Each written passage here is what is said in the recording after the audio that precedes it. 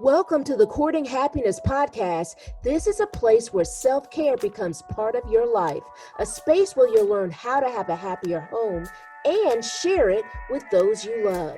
Plus, you'll find out how to cultivate well-being at work. I am your host, Dr. Kortni Alston. I'm a former news director, television reporter turned happiness scholar, TEDx speaker, and transformational trainer. I also understand hardships. While working my dream job in television, I lived a nightmare of suddenly becoming a young widow after 86 days of marriage. I became committed to learning more about resilience, healing, and having a happy life.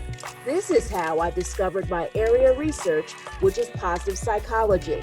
Now I'm living my calling of training individuals and organizations on happiness, and my new chapter begins with being happily engaged. The Courting and Courting Happiness is about a true courtship with happiness. The K in courting stands for my life, vulnerability and sharing my story, and the infusion of science, and so much more. You will learn how to commit to your well-being one episode at a time. I hope you subscribe and share. So, are you ready? Let's get started. This is episode 2. We're going to talk about the benefits of gratitude. This is, I will tell you, one of my favorite things to do. It helps increase positive emotions, which are ideal for our well-being. Matter of fact, research supports that positive emotions are integral as it relates to our well-being. But before we get started, I want you to find a notebook that you can use for this podcast.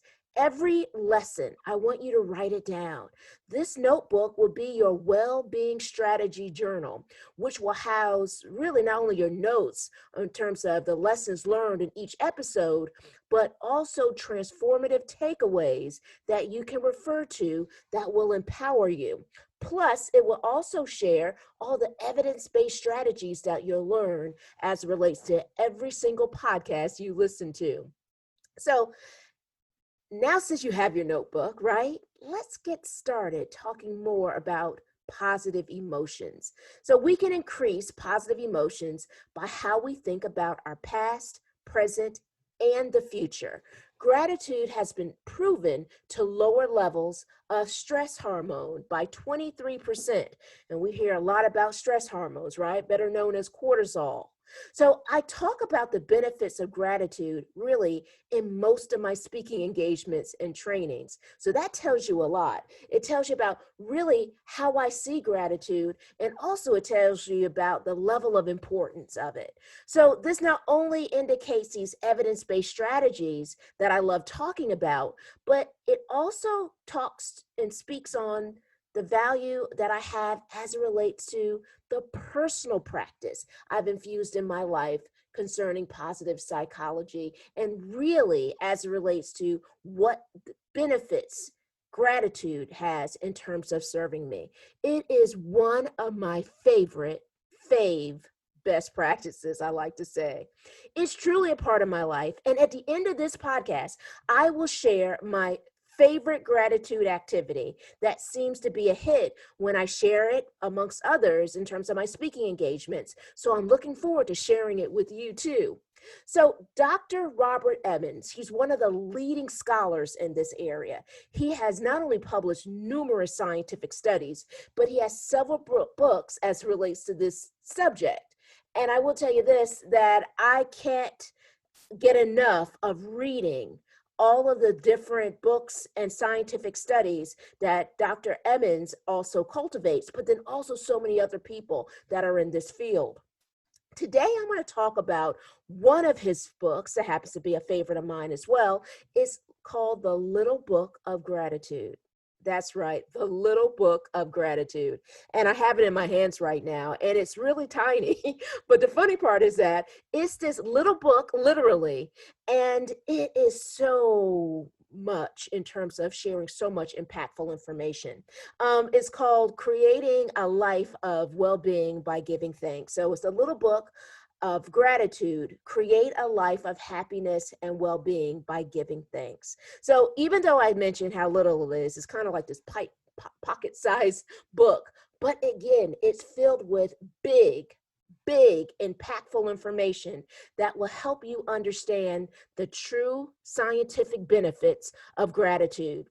So the book shares the value of why gratitude matters. And Dr. Emmons talks about how there's two main factors that have driven or kind of drive the trend in gratitude. First is the scientific evidence demonstrating that it matters, right?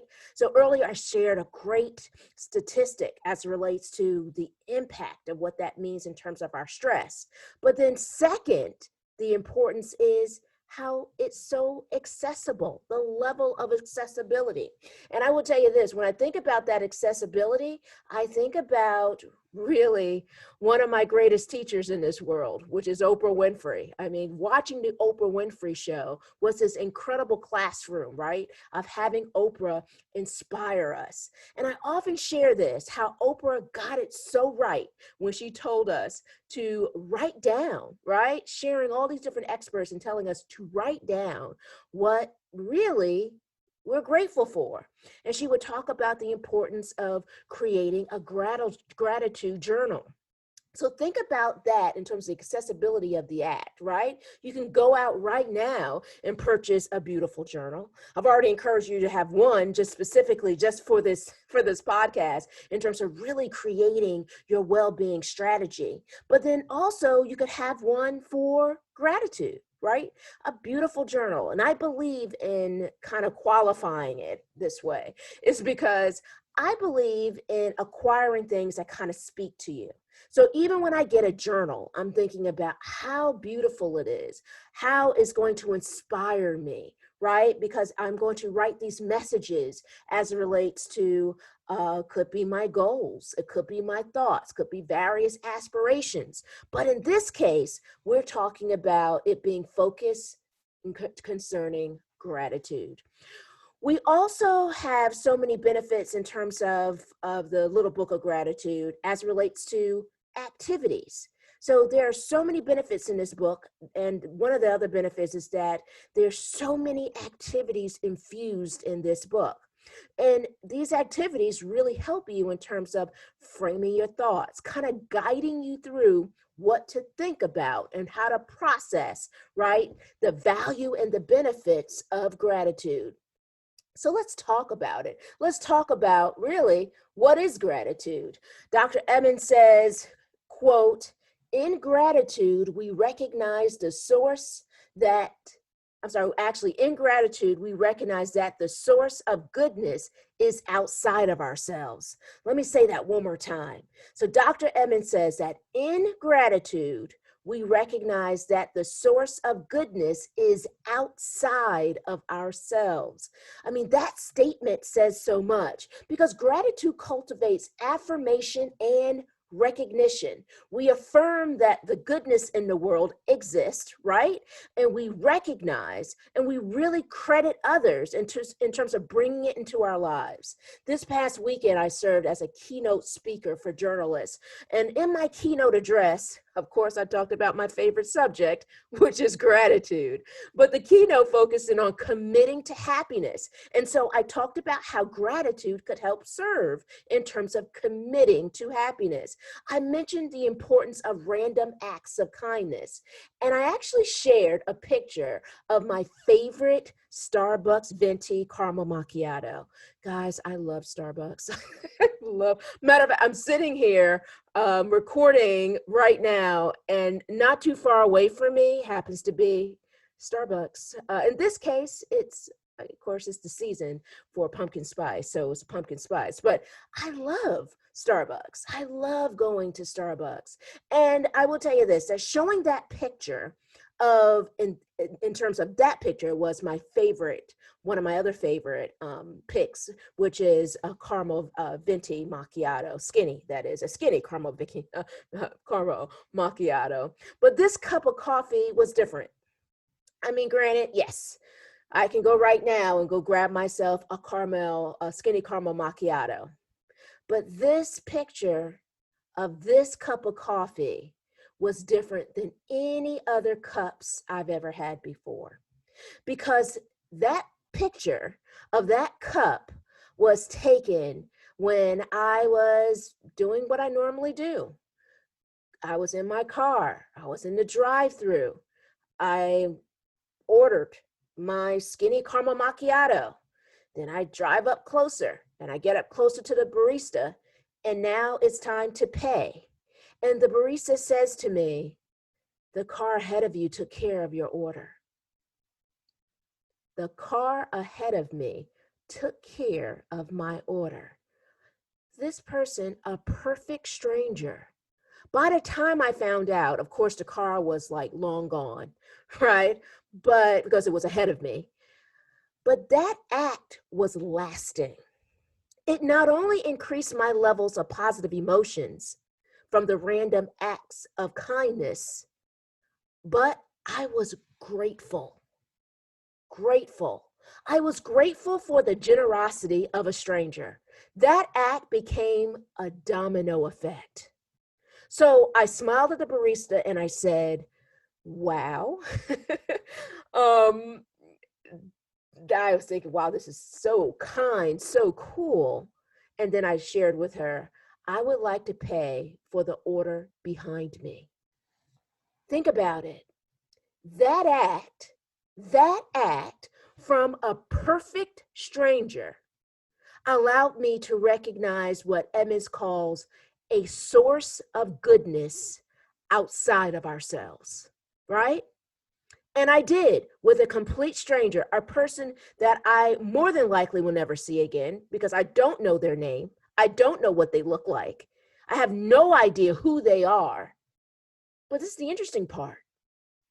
They left a lasting positive impression that when I look back on that event, what would have been my regular run of getting my cup of coffee was nothing typical about it at all, because it was a special cup for me because of that act of generosity. And then that inspired me to continue to recognize that act by doing this domino effect of now saying, I love to be able to pay for the person behind me. I want to pay for their order too. So this random act of kindness was something that truly created lasting gratitude for me. Edmonds also talks about the transformative power in gratitude. He refers to it as really a springboard for goodness and greatness, right? Certainly saw it in that Starbucks line in terms of the drive-through. Certainly was a springboard for me. And one of the activities in the book he mentions really literally is called write it down. Write it down. So in this activity, in terms of writing it down, he begins to put you in the frame of mind. But what I want to do is I want to take a pause for a moment. I want you to grab your journal because I want you to now to begin to go through this activity. And I want you to begin to start processing gratitude. It will truly help you understand and begin this frame of mind of having, I love this saying, the attitude of gratitude. So in Write It Down, literally one of the initial activities in this book, he mentions in the recent past, has there been a time when something good has come to you as a result of another person's actions? Think about that. Has something good come to you as a result of another person's actions? I want you to think about what that looked like. I want you to begin to think about who that person is. I want you to begin to think about what that looked like more. Think about some details in that. I want you to spend time thinking about that experience. And I want you to write it down. I want you to begin writing it down literally as we speak or as I speak, and begin to think about that event. This becomes a starting point for not only examining gratitude, but those stages that we discussed earlier as it relates to recognizing and affirming the good in the world, unlocking fullness, witnessing positivity, and even a level of freedom in our lives. The other day, I want you to begin to think about this in terms of like the other day, I felt glad when. What did that look like? What were you grateful for? Maybe it wasn't even the other day. Maybe as depending on when you're listening to this podcast, maybe it's something that just happened. What happened? How did you feel? And why are you so grateful? I really feel glad when. Maybe it's something that happens regularly. And maybe it's something, since now we're living in this world, this new world, in terms of dealing with the pandemic, right? Maybe it's feeling grateful for the fact that, wow, I really treasure when I have moments with my family, even if at this time it happens to be virtual. Or, boy, I am so grateful for the fact that even though we're dealing with levels of this pandemic, that I can reunite with a friend virtually and what that looks like. Or maybe your friends created a virtual happy hour, or maybe this is inspiring you to do it. Just hearing that, right? Thinking about what that looks like in terms of really increasing positive emotions with positive relationships that you have in your life, and sitting back and thinking about, wow, I'm really grateful. So another thing for you to think about is this person took time and made the effort to. So as you're thinking about that experience, maybe it's someone that took time out and made the effort to do something for you. I know this person could have taken another path or maybe another direction, but instead they helped me. They supported me through it. Or maybe they had courage to do this for me. But who is that person? What were those acts, or what was that act? Think about that.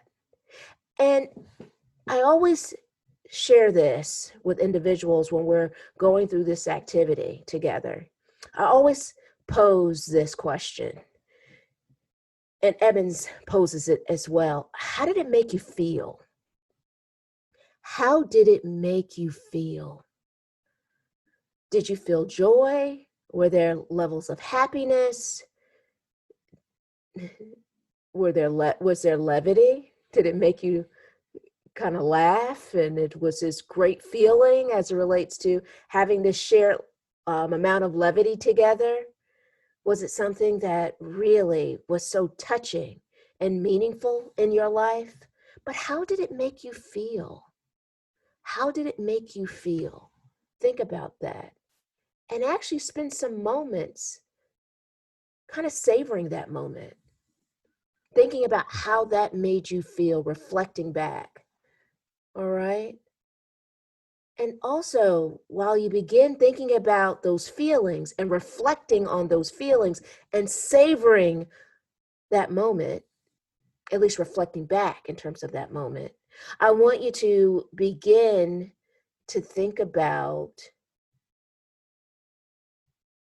those experiences. And while you're thinking, begin writing. And while you're writing, this is now giving you really a great starting point, a place to be able to reflect. And also the thoughts you may begin to process as it relates to thinking back on, wow, what I'm grateful for. So plus at the end, I want you to thank whoever that person is. So I thank you and share their name. Or I am so grateful for, and you can share their name.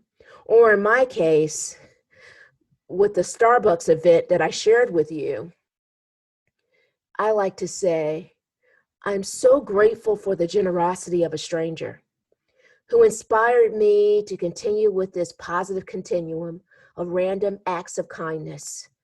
I am so grateful for that lesson. So I don't know that person's name, but I sit back and I say, I am so grateful for the generosity of a stranger. I find it interesting in life that we can find teachers all around us. And here it is, a perfect stranger was an incredible teacher for me at that moment of not only being present and being mindful and really being in touch with the human connection, but really valuing the fact that here's another human being who I don't even know the name of, decided to do a random act of kindness. And that was just a cup of coffee. A cup of coffee that when I look back at that photo, it's not a typical cup of coffee at all, because I really value the generosity in the act, but just the generosity in the thought of trying and giving and really being in this incredible human being.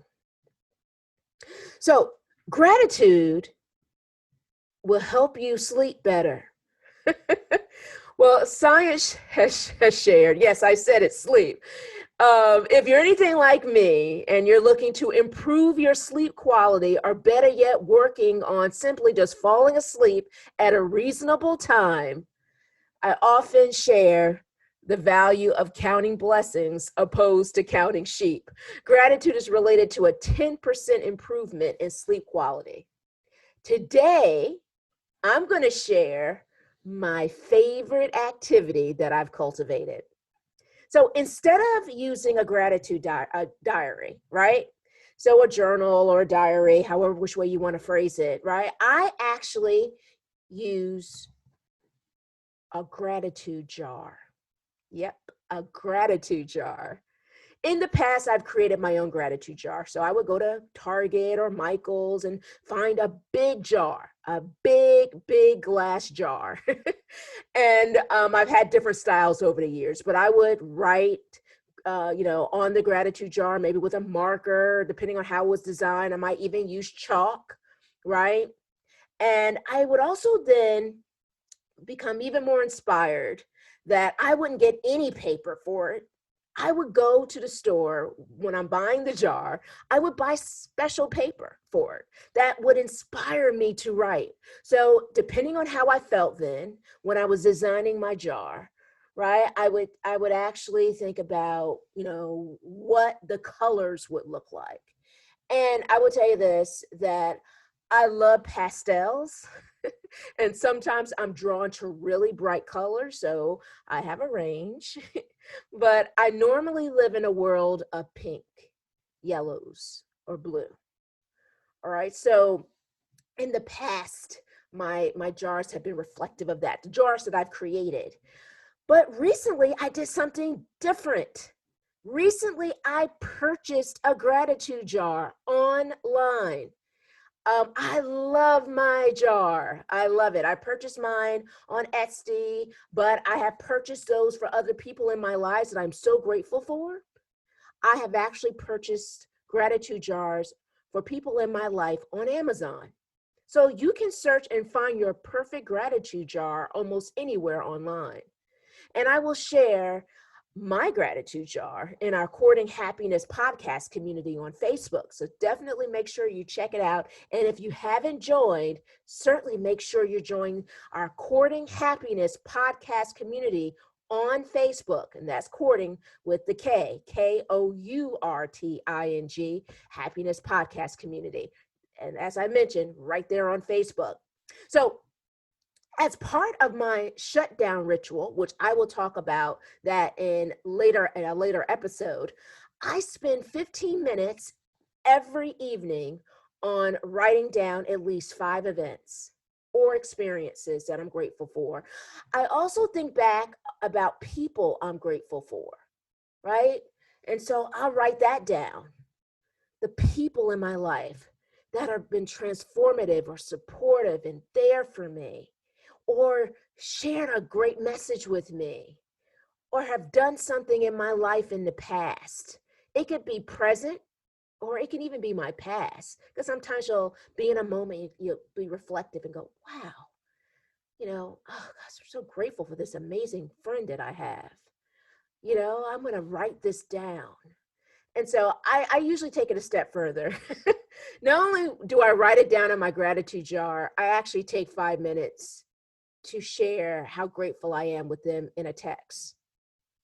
Or I make it a point when I speak to them to make sure I shared how grateful I am for them. So it goes beyond my jar. My jar literally moves me to be able to not only recognize the goodness in the world, but then to go out and to share it with the people that have been transformative in my life or supportive in my life or just loved me and supported me. So the jar I purchased, I will tell you this, I love my jar. The jar that I purchased has these beautiful cards, and they're in this deep navy blue, which is, again, remember, I like to live in the colors of pastels, yellows, and blues. And this one has beautiful, deep navy blue. And it says gratitude, just gratitude. And on the back, it's plain. And I use, of course, a plain part to be able to write down the 5 things I'm grateful for. And I use, for each card, I will write down 1 per card. All right, so I'm usually pulling out 5 of my beautifully written or designed gratitude cards, which I don't even know the designer's name. They are so well done. And again, I write down 1 thing I'm grateful for per card. And I love it because I use my favorite pen. I just don't use any pen. As you guys can see, I really make sure that I'm in touch with all the things that are around me.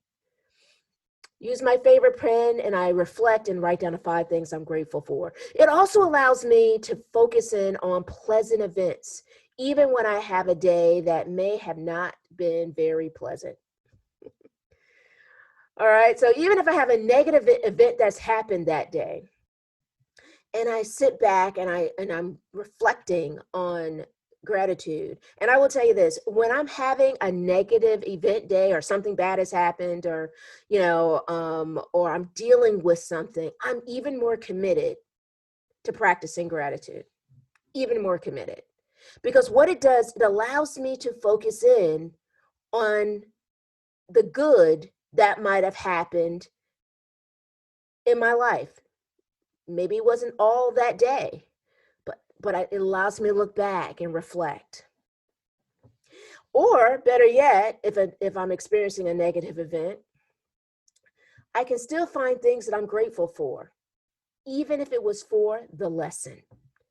In other words, I am grateful that I learned this, whatever that is. I fill in the blank there, right? And it's helping me grow. It's helping me grow. I'm all about embracing a growth mindset. I share this with my students. Dr. Carol Dweck has done some incredible work as it relates to fixing growth mindset. So I'm always valuing an opportunity that is allowing me to grow. So the best part of the jar is that it can be a shared activity. So I would share this with you guys. When my fiance and I were in a long distance relationship, like almost 300 miles away from each other, I was in Georgia at the time and he in North Carolina. He was so inspired by my gratitude jar that he created one as a gift for me. Talk about an amazing teacher, right? Here, my fiance serving as a teacher in terms of this, right? So for a few weeks, he would write down the things he was grateful for in our relationship. When he gave me this gift, it was so meaningful, but it also helped ease those times when we weren't together physically because I could read really a reflective moment that he had about our time together. And what was so amazing is that he also talked about our future. He would share what he was grateful for concerning, our time and what that looked like. But then he was also setting this incredible stage for our future together. Now, fast forward, we're living together here in North Carolina and planning our future together. That jar is in the home that we share. And I will tell you this, I keep it close because it's a wonderful reminder of how grateful I am for him not only being in my life, but also that wonderful, beautiful gift, that lesson that he's given me in gratitude, having in terms of a gratitude jar as a gift to a loved one, but then also what's to come. So it allowed me to be reflective of the past, the present, and our future. I hope this episode is something that you're grateful for. I am certainly grateful for you for listening, learning, and leveraging how to have a happier life.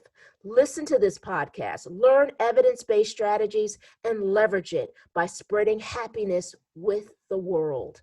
That makes me happy, really, just thinking about it. We will continue to talk more about gratitude in our next episode, as you can tell, one of my favorite topics. And I would love to know how gratitude is transforming your life. So join the Courting Happiness podcast community. Don't forget, it's courting with a K. Also, please feel free to share. Are you ready to share happiness right now, especially after this episode?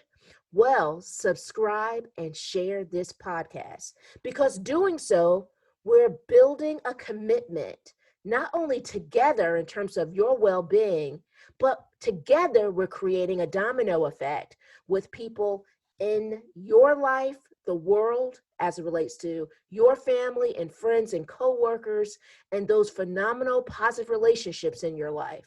But then also the world, right? In terms of sharing this and just being able to spread more happiness, more positivity, sort of like that skinny caramel macchiato that I had from Starbucks from a perfect stranger. I want you to be well, be happier, and of course, be kinder to yourself. Continue to commit to your courting happiness journey, and I can't wait to see you next week.